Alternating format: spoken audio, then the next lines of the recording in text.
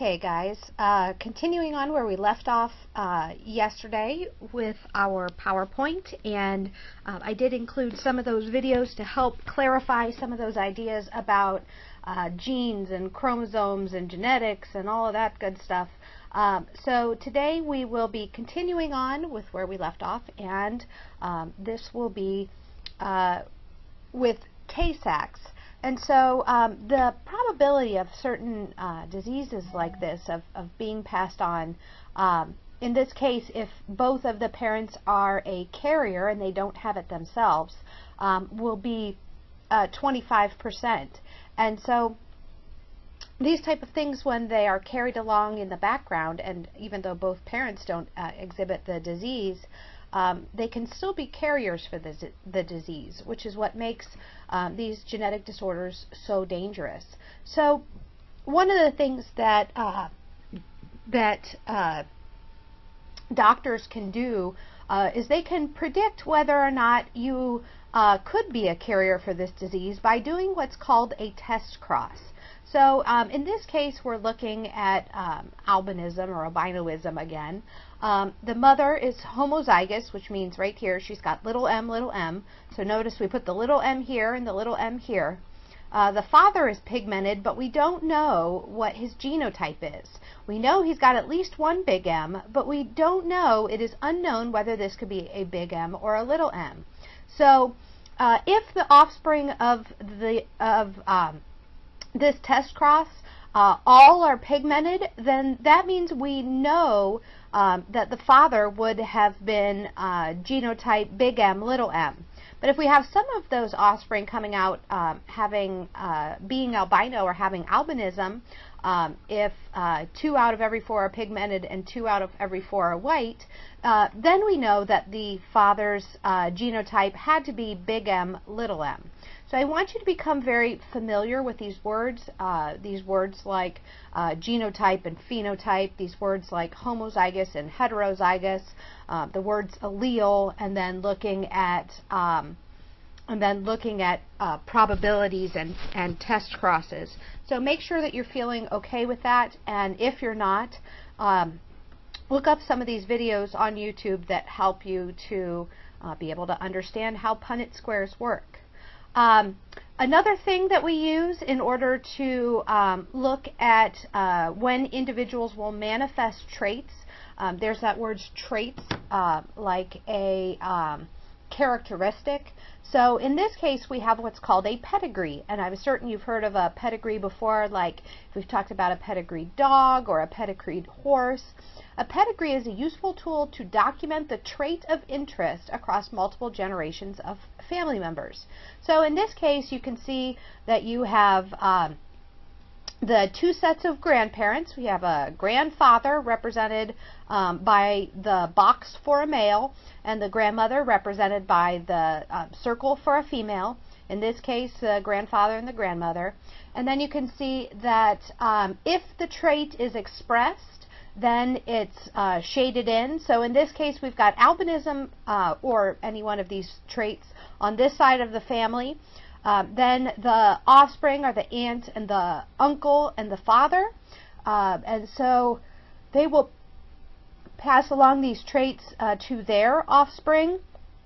So the first cousin can have it and the sister can have it. So notice that that trait didn't come from this side of the family, it started on this side of the family.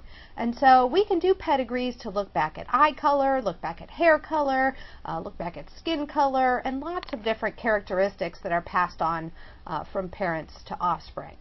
So why do breeders value pedigreed horses and dogs so much? It's because they know what they're going to get. If you have a pedigreed beagle or a pedigreed horse, then you know that there is nothing but beagles in the background as far as the genetics goes. It's not like it's been crossed a beagle and a Labrador retriever. In this case, it's only beagles.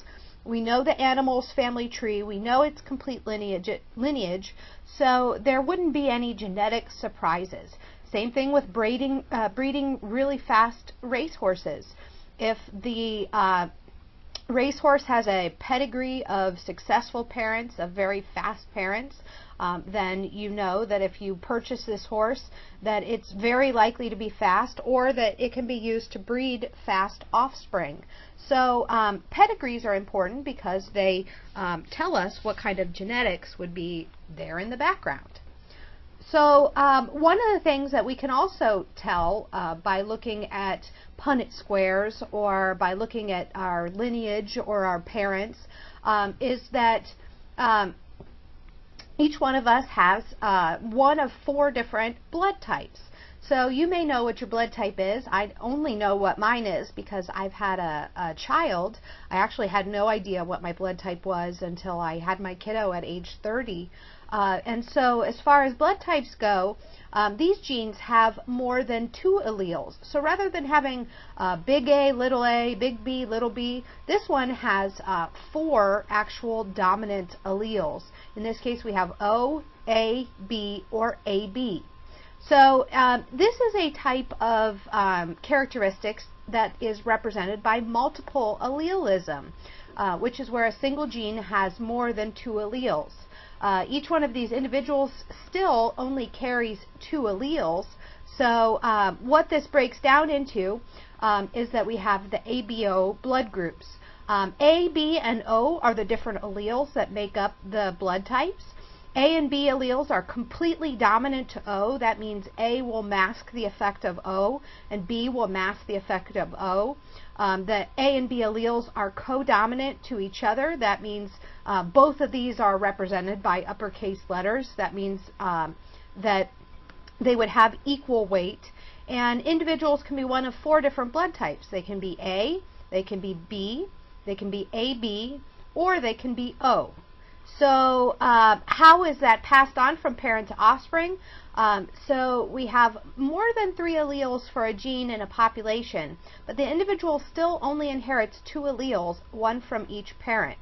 So if you are type A, you either got from your mother a big A and your father a big A, or you got from your mother a big A and your father an O, or the other way around, your mother an O and your father this big A. If you are type B, you got big B from your mother, big B from your father, and then you got B from your mother or father and O from your mother or father. In type AB, the mother passes on the A, the father passes on the B, or the other way around. The father passes on the A, the mother passes on the B. So since these are co-dominant to each other, this makes it so that there is no other way to have this combination of alleles being passed on. And type O, which is very rare, means that both the mother and the father would have had to pass on an O, because if B showed up, then that would make this blood type type B. If an A showed up, that would make the blood type type A. And so the way that this then ends up breaking down is that type O is considered to be a universal donor. And what that means is they can donate blood to anyone, because type A, type B, or type AB can take type O blood. Type AB are considered to be the universal acceptor because they can get blood from anyone, from type O, from type A, from type B, or from type AB. If you are type A, you can donate to type A or type AB, but you can only receive from type A or type O. If you have type B blood, that means you have B antigens. That means the outside of the cell has this certain protein code on the outside that it can donate to type B or type AB, but it can only receive from type B or type O. So if the body were to get type A blood and it was type B, then it would produce antibodies in order to attack those type A antigens. And so what would happen is that you'd be basically fighting off a foreign invader because your body wouldn't recognize that as your blood type. In type AB, they have both A and B antigens, and they produce neither A or B antibodies, so they can be the universal recipient. Recipient means they can accept blood from any of these blood types, but they can only donate to type AB. And type O is notably in the best position for being able to donate. It can donate to anyone, but it can only receive from other type O's. And so that's why type O is called the universal donor, and type AB is called